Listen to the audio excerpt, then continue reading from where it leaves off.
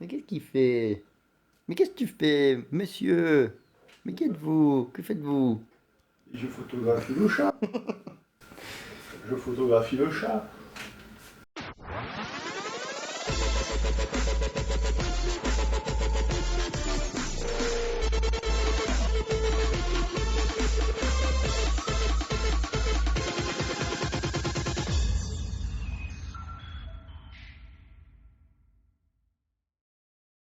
Et bonjour. Laissez-nous, on est de retour pour jouer à mauvais tour. C'est moi qui tape les boîtes d'habitude, mais on va Eh dit ben, d'arrêter. eh ben, tape. Voilà. Aujourd'hui, on va vous parler, je me gratte la tête, du... c'est le PG. Encore. C'est le PG. On l'a pas déjà fait sur la chaîne. À ce moment, on en fait beaucoup des PG, moi je trouve, personnellement, hein, hors YouTube et compagnie. Touche pas à mon prompteur là. Mais il y a marqué Unicorn, on l'a pas déjà fait, ça, tu l'as pas déjà fait celui-là. Et justement, mais on y reviendra après, il y a un peu de poussière, on va la lever comme ça. Donc aujourd'hui, on va faire un petit unboxing du Banshee Norn en PG. Parce que vous le voyez, il y a une grosse boîte, moi je suis petit, on voit que ma tête derrière. Et oui, c'est pour ça, on va peut-être la reculer un peu, on nous verra mieux. Voilà. Comme ça, voilà. Bonjour. Il y a pas de- Tu devrais mettre un miroir là. Oui, ouais, comme ça on verrait les deux, ouais, ça serait rigolo. Bref, on va vous présenter ce joli kit qui est là. Bonjour. Donc avec le chef Zenkuro de la chaîne hobbyforever.fr, pour ceux qui ne connaîtraient pas, on sait jamais, parce que on t'a pas présenté. Mais... Pour ce que j'y fais maintenant. Et oui, mais bon, tu as toujours ton site internet qui oui. fait les articles quand même, C'est c'est bien intéressant. Hein, Ben voilà. Bref, le Banshee, Qu'est-ce qui nous amène? le Banshee, Banshee, le monstre mythologique qui crie très fort. si tu le dis, je te crois sur parole. Nous on va plutôt parler de ce kit issu de la série Gundam Unicorn. Ah oui. Et oui, encore, on n'entend que parler de cette série tout le temps, hein, avec le narratif qui va arriver bientôt, le petit film. Bref, on va passer là-dessus, parce que sinon on en J'ai a hâte pour de quel... le voir pour en dire du mal. Ouais, c'est ça. Au passage, on va remercier, enfin je vais remercier personnellement mon ami Rémi qui est anciennement Plamo Corner puisqu'il a fermé sa page pour l'acquisition de ce joli kit puisqu'il m'a fait un prix d'amis de fou. Alors mon pote, je te fais des gros bisous au passage et d'ailleurs je pense que quand tu verras cette vidéo tu seras peut-être ah non, tu seras pas encore là-bas, je pense que la vidéo sera sortie avant. Mais bref. Ça dépend si t'es feignant ou pas. Non, je serais pas feignant, elle sortira avant. Donc on te fait des bisous Rémi si tu vois cette vidéo et puis on te dit à bientôt. Oui, Rémi, je vais débaucher sur mon site. Et bon. Oui. Ah ouais. Et oui, il fait des articles, mais personne ne les lit, donc Ah, personne ne bah, le sait. allez lire les articles du Plamo Corner, alors, bordel. Excellent quand même. On va parler donc de ce kit là qui est sorti en 2015. Donc Déjà. on va pas trop s'attarder dessus parce qu'il s'est quand même passé 3 ans depuis sa sortie. Donc je pense que vous connaissez largement le sujet. On aurait pu regarder quand il y Hein a déjà d'unboxing sur Ouais. YouTube. Ça ouais, c'est clair, ouais. On aurait pu mettre 1 million de liens. Donc ça fait déjà, je vais dire 15 ans, non, ça fait 3 ans. 3 ans qu'il 3 est ans. sorti. Et pour un tarif alors qui est Parlons du prix. Le prix c'est 140 €. Au Japon, je précise, c'est-à-dire que environ 17 500 yens, ça doit être marqué. Il y a marqué 22 000, mais moi je me suis pris sur les tarifs. 22 000 le prix catalogue, 17 voilà. 500 en général. Chez HLG, vendeur japonais, Plaza donc, Japan voilà. et compagnie. Auquel il faut bien entendu rajouter l'expédition de cette grosse boîte. Voilà, donc moi j'ai fait une simulation HLJ pour vous donner un prix, un vrai prix. Et en gros, avec les frais de port, on serait à 203 €. Ce qu'il faut penser, c'est que derrière, il va y avoir les frais de douane et la douane et la TVA, c'est ça que je veux dire. Je vais y arriver. 20% de TVA, Donc, ça va être livré par Chronopost, 20-21 € de frais de dossier, plus un peu de douane. Donc on arrive à une estimation de 295 € contre un prix constaté en France De 350. Donc vous économisez 55, allez, 60 € on va dire, grand maximum.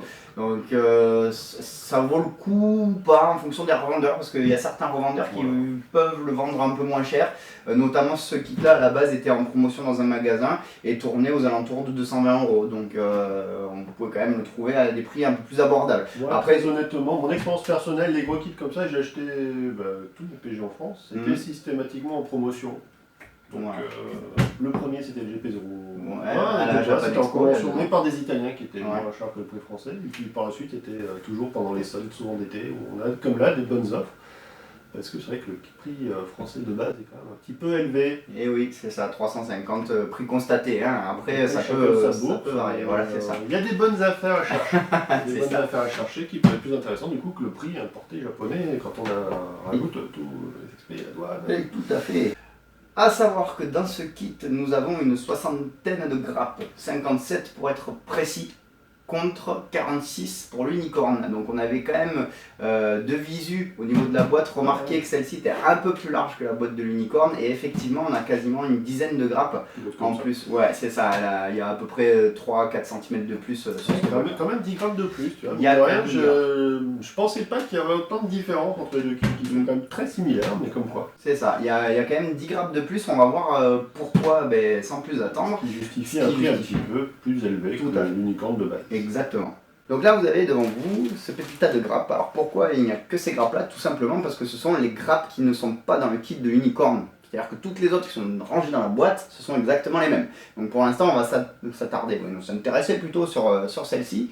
Et je te propose de commencer avec le petit Wiffen qui ma foi est plutôt pas mal. Donc on a la même présentation que sur l'unicorne, c'est-à-dire qu'on a une grappe avec un petit bout de carton pour le protéger, puisqu'on a un petit aimant dessus qui permet de le replier, donc de le mettre fermé en mode corne. Si je me trompe pas, sur l'unicorne, le côté était prépeint, le côté doré, l'autre côté était blanc. Alors est-ce que c'est pareil on peut regarder, on peut l'ouvrir, regarder, mais je pense que ça doit être... J'ai pas l'impression parce que là, c'est quand même une grappe dorée à la base. Ouais, c'est peut-être le doré moche qu'il y a de l'autre côté, on va regarder. Je sais pas comment il est peut-être doré, quand même doré de pain, hein, par rapport à la grappe qui à la base est déjà dans un jaune doré dégueulasse, c'est de la peinture qui est dessus. Ah ben là, ça arrive souvent à mon avis de peindre le métallisé.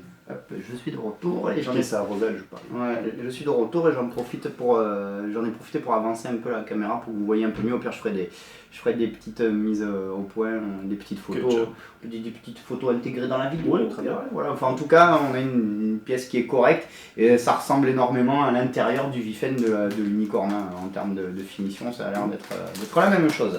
Et on va passer donc à la suite. Nous avons ces deux pièces-là, ces deux grappes-là, pardon. Donc il y en a une que j'ai pas déballée, ça sert à rien, parce que de toute façon c'est la même. Et qu'est-ce que donc? C'est des petites pièces de couleur vert un peu foncé. C'est tout simplement une sorte de lance-grenade, si on peut dire. Alors j'avais noté le nom, je vais vous dire ça de suite, parce que je ne l'ai pas retenu. C'est le Revolving Launcher, voilà, le Revolving Launcher, qui se fixe sur... alors c'est pas un beam cannon qu'il a, c'est pas un beam rifle, c'est un beam magnum. C'est un beam magnum. Donc en fait c'est exactement la même arme que l'unicorne, sauf qu'on va pouvoir y fixer ce gros bloc dessous, donc qui n'est pas taillé, qui n'est pas très assemblé. Et on va pouvoir le fixer donc grâce à cette grappe là, donc la grappe suivante qui est de couleur gris, couleur linear frame comme d'habitude, qu'on va donc utiliser pour fixer cette pièce là, enfin cet accessoire là sur le beam magnum. Et pour venir compléter donc ce joli accessoire, nous avons de la clear part bleu très clair. C'est très très léger. Et en fait, c'est l'effet quand il tire sa grenade, quoi. D'accord. C'est un effet. c'est un effet souple, oui, comme les. C'est comme les Beam Saber. Ouais. En fait, c'est une petite effect part. Une photo parce que je visualise. Voilà, on la voit ici là. Voilà, comme ça. Je vous mettrai une photo bien entendu dans la vidéo. C'est super chelou. Voilà, donc ça fait ça. Ah oui, d'accord, le truc se met en fait. Oui, en fait, c'est vraiment un lance-grenade que tu mets sur son rifle. C'est ce bloc-là et ça donne cet effet-là. Mais les gens, ils auront une jolie photo, mais ils auront une incrustation vidéo, ça sera mieux pour eux. Oui, mais d'accord. Voilà, on va vous le montrer, vous voyez, voilà. C'est ici, c'est ça et c'est la partie qui vient là. Voilà. Et vous aurez meilleure image que moi. Les deux visuels, donc ça c'est bon. Moi je suis moins gâté que vous. On va les enlever, on va les mettre là. Et le chat va essayer de me manger les grappes pendant que je vous les présente, sinon c'est pas drôle.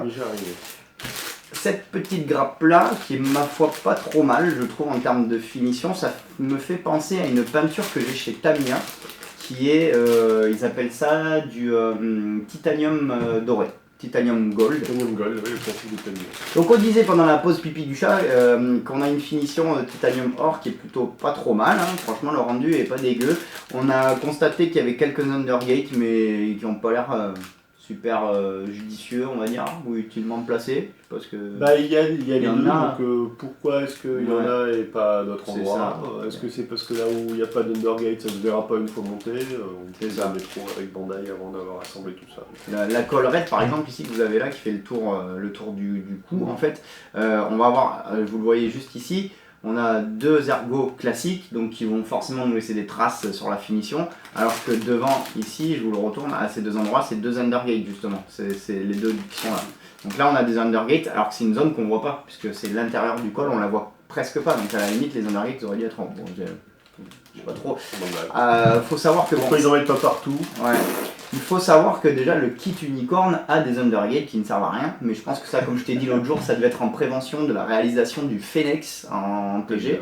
Et bon bref, il y avait déjà des undergates à l'époque qui servaient à rien. Voilà, ça c'est une grappe spécifique au Banshee, vous n'aurez pas ces pièces là comme je le disais tout à l'heure dans l'unicorn, donc bon ben, ils auraient peut-être pu faire un peu plus d'efforts sur les undergates, bon pas sur une pièce comme celle-là, mais une fois assemblée on verra. De toute façon moi je vais le peindre et j'ai la référence chez Tamiya qui correspond, donc je vais pas me priver, je vais repeindre tout ça. Grappe suivante qui est en double, qu'on a 2 fois. Là par contre on est sur du doré dégueulasse, Bandai. C'est pas du plated, c'est l'espèce de doré un peu pailleté métallisé qu'on retrouve sur des kits comme le Strike Freedom, le kit basique, pas celui avec les effets de part, c'est la frame justement qui est plated. Espèce de... ça rend plus perlé en fait que métal. C'est ça, ouais, c'est espèce de doré un peu bizarre. Les coulures qui apparaissent à l'intérieur du plastique. C'est ça, ouais. C'est pas très joyeux ce genre de couleur. C'est pas très joli. Alors ça par contre c'est des grappes qu'on a dans l'unicorn. Elles sont présentes, mais elles sont grises, donc couleur uniforme, je vais dire inner frame, couleur uniforme, inner frame, pardon. Donc c'est juste pour vous montrer qu'elles ont été moulées dans une couleur différente qui est dégueulasse, qu'il faudra repeindre. Voilà. Après il y a des gens qui peuvent aimer ce genre de finition, moi perso, j'aime vraiment pas, je trouve ça super moche. On continue, et là on va avoir 2 grappes différentes.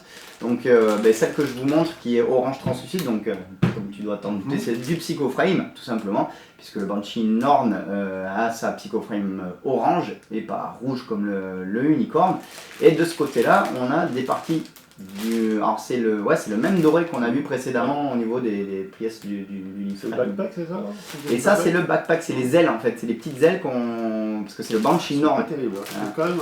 Faut voir monter. Après, alors ça il faut savoir... c'est assez grossier, Alors il faut savoir que ça va être assemblé avec les pièces qu'on verra juste après qui sont là. Ouais, monsieur, ça sera assemblé. C'est pas détaillé quoi, je veux dire...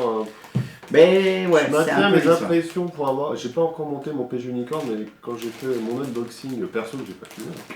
Je trouvais que ça manquait de détails et bah, c'est du même avec elle. Par contre, je trouve vraiment le orange transparent et il est un peu...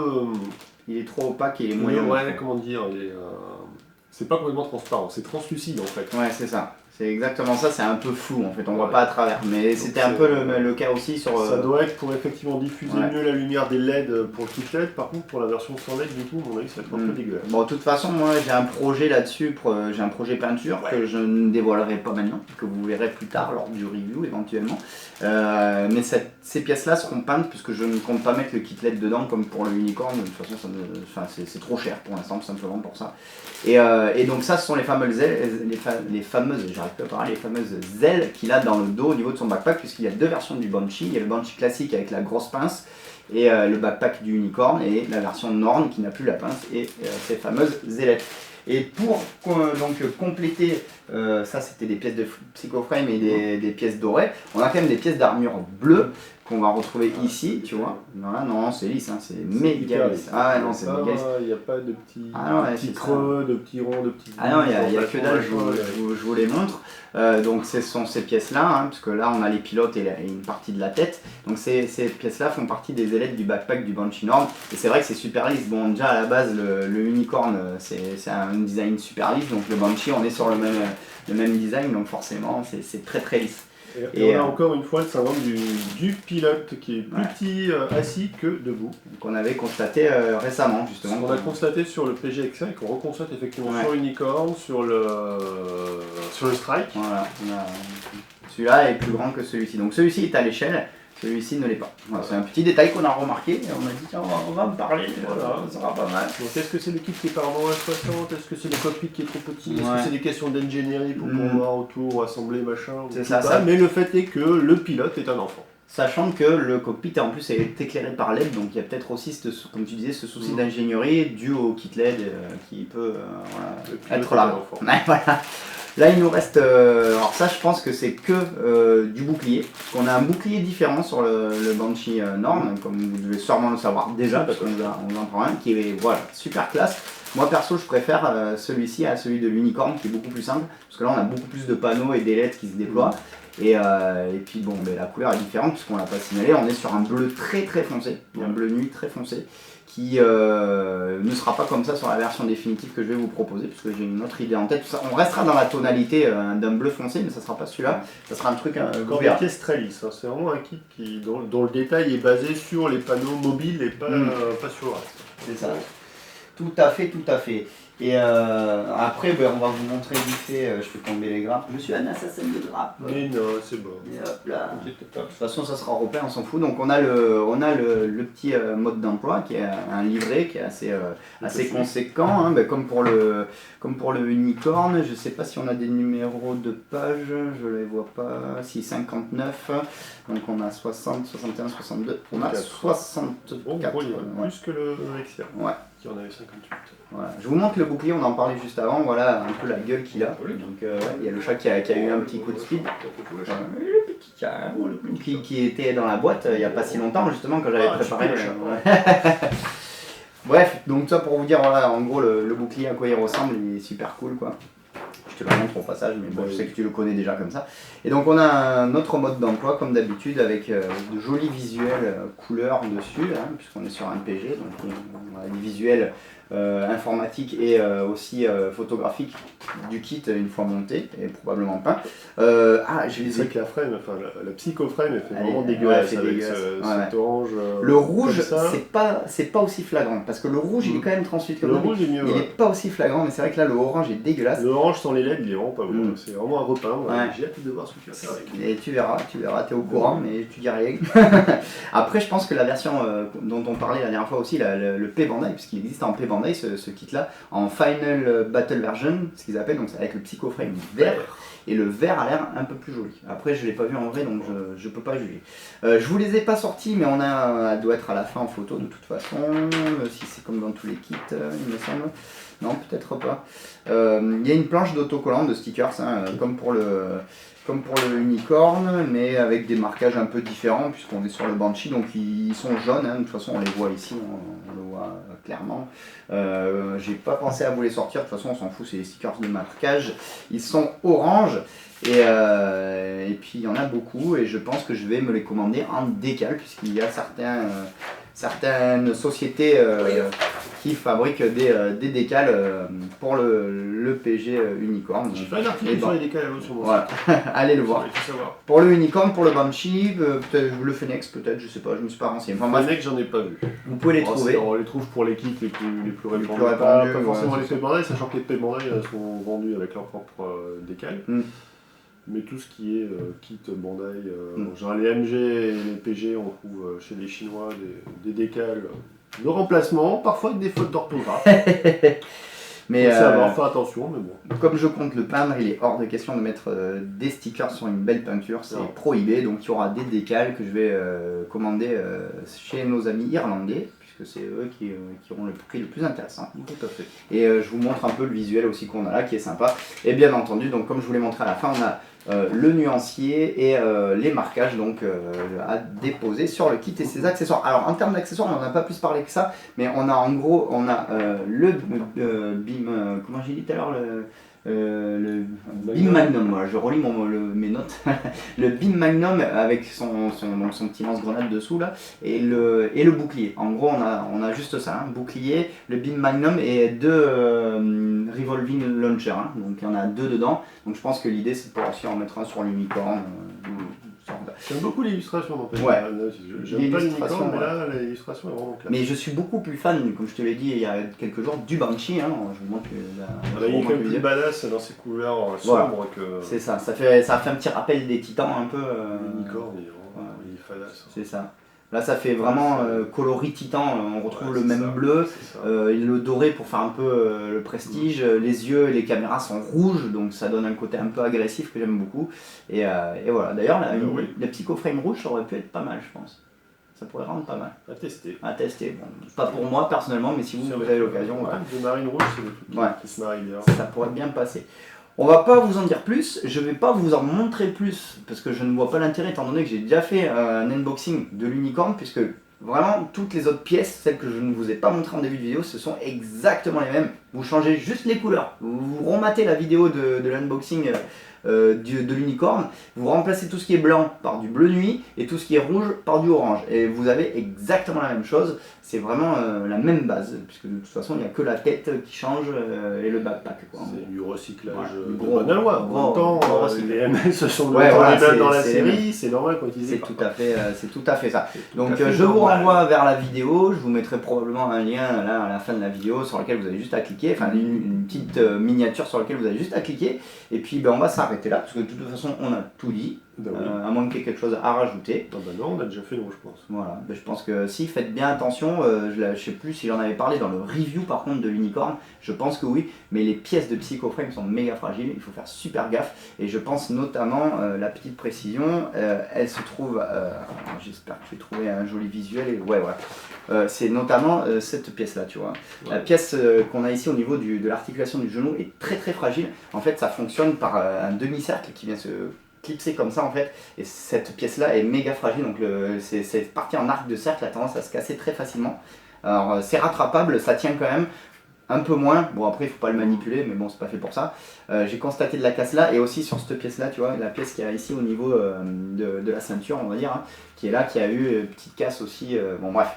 Faites attention, c'est du plastique qui est... c'est assez bizarre parce qu'il est à la fois assez souple mais assez rigide. C'est un peu bizarre, c'est une matière, c'est un plastique qui est bizarre en fait, qui est très... je sais pas comment l'expliquer en fait. Une clear part c'est souvent cassant de toute façon. Mais c'est pas cassant comme une clear part comme on a par exemple au niveau des caméras ou des yeux, qui est vraiment une clear part qui est très rigide et qui va être très cassante. Là on a un peu cet aspect un peu soft qu'on a au niveau de certaines pièces d'inner frame sur certains kits, là les parties grises qui sont un peu souples, mais qui se cassent quand même très facilement vu qu'on est sur une matière transparente. Donc faites bien attention, c'est la précaution que je vous dis, si vous venez juste d'arriver sur la chaîne, que vous n'avez pas vu la vidéo de l'unicorn, faites attention. Une question que tu pourras peut-être me répondre justement pour l'unicorn et du coup le Banshee aussi, même puisque tu as monté l'unicorn.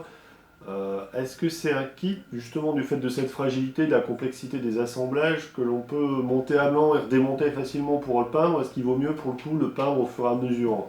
Alors c'est exactement ce que je compte faire avec celui-là, c'est-à-dire plutôt partir sur une dynamique de peinture au fil du montage pour éviter le montage-démontage qui je pense est à l'origine des nombreuses casses que j'ai eues sur l'unicorn. Puisque bon, je l'ai monté, je l'ai un peu manipulé, il y a la transformation, et je pense que les étapes de transformation, il faut vraiment prendre son temps, il faut vraiment clipper les pièces, parce qu'en fait, comme je disais tout à l'heure, hein, ça se clip comme ça, les parties de Psychoframe, pour être apparentes, se clipsent sur les parties d'armure. Il faut prendre son temps, il ne faut pas être pressé, il ne faut pas faire ça comme un bourrin, et moins vous le faites, mieux c'est pour les pièces, je pense. Et je pense que c'est même sûr, là pour le Banshee, je vais procéder différemment, je vais le peindre au fur et à mesure, et l'assembler à la fin. Voilà. Après, il y a, comme dans l'unicorn, et j'en avais parlé, il y a des étapes de démontage qui sont expliquées ici, là, dans le... Comment ça s'appelle, dans le manuel. Voilà, ici, on explique comment le démonter pour y installer le kit LED ultérieurement. Mais moi, je déconseille. Hein. Si jamais vous voulez prendre le kit LED, prenez-le, montez tout d'un coup, et puis on n'en parle plus. Ouais, moins vous le manipulez, et moins il y a de casse. Et après, je suis pas un bourrin, hein. Moi, je fais quand même attention. Il y a eu un peu de casse, donc voilà, la Psychoframe, partie du principe qu'elle est fragile, et au moins vous êtes sûr de ne pas avoir de mauvaise surprise. Voilà, et cette fois on s'arrête vraiment. Sur ce les amis, on vous dit à tous à très bientôt. N'hésitez pas à aller sur le site du Chef, donc le hobbyforever.fr, il y aura un lien dans la description bien entendu, où vous pouvez trouver de magnifiques articles très intéressants, des tutos, des reviews, des unboxings, mais sous forme d'articles donc écrits que vous pouvez consulter sur... Il y a plein de photos. Il y a plein de photos, et des belles photos en plus. Il y a toujours ta chaîne YouTube qui est accessible, même s'il n'y a plus de contenu dessus qui est, on va dire, diffusé régulièrement. Voilà, c'est fini, mais il y a toujours les vidéos. Plus le temps, sauf quand on s'ennuie le dimanche avec. Voilà. Donc vous pouvez quand même, consulter. Voilà, je le fais travailler, ça lui fait du bien un peu. Voilà. Et moi, ça me permet de revenir un peu sur la chaîne. Mais allez voir sa chaîne YouTube, elle est quand même toujours présente. Il y a des super tutos et des super vidéos à voir. Et puis si vous êtes nouveau et que vous n'êtes pas abonné, abonnez-vous à sa chaîne, à la mienne aussi au passage. Plus on est de fous, plus on rit. En tout cas, on rigole bien. On peut faire un petit coup de pub aussi pour ton groupe que tu modères avec Rémi justement, qui s'appelle, comment il s'appelle déjà? C'est French Hobby Fan. French Hobby Fan sur Facebook, hein, qui est une page Facebook où il y aura le lien, hein. De toute façon même si on galère à dire le nom, il y aura le lien. Et maquette. Voilà, Gunpla et maquette. Pas que du Gunpla, c'est on ça. parle de tout, on est tout à fait. Très varié, c'est important de varier les plaisirs, de faire différentes choses. Et vous êtes les bienvenus de tout niveau que vous soyez, vous êtes les bienvenus. Moi de mon côté je me suis remis un peu à la maquette traditionnelle comme j'avais dit, j'ai attaqué à F22, donc pour l'instant je vous montre rien, on verra ça quand ce sera fini, je pense que ça sera le mieux, à moins que j'ai des petits tutos et des petites astuces à vous montrer, parce que j'ai dit que je repartais dans le traditionnel, voilà. Et puis sur ce, on va vous dire au revoir, donc n'hésitez pas à vous abonner et à partager si ça vous a plu. Et on vous fait des bisous, à bientôt. Il me ferait une petite ellipse. Puis on met mon prompteur ici. Faut que je fasse le pont parce qu'après on va le mettre dans les... dans les bêtisiers. Ah mais ça c'est sûr qu'il y a droit. Ça me demande mon avis. Il part dit. On va faire une pause parce que l'autre trou du cul est en train de me gratter. Ça me dérange pas. Ouais, bon, dans la vidéo ça fait moins pro quand même. C'est la petite musique d'ascenseur pour patienter là, le temps que le chat il gratte sa litière. Devant, je sais plus. Bon, tu te dépêches là, on n'a pas que ça à faire nous. Merci papa, ça m'a fait plaisir. Ah putain.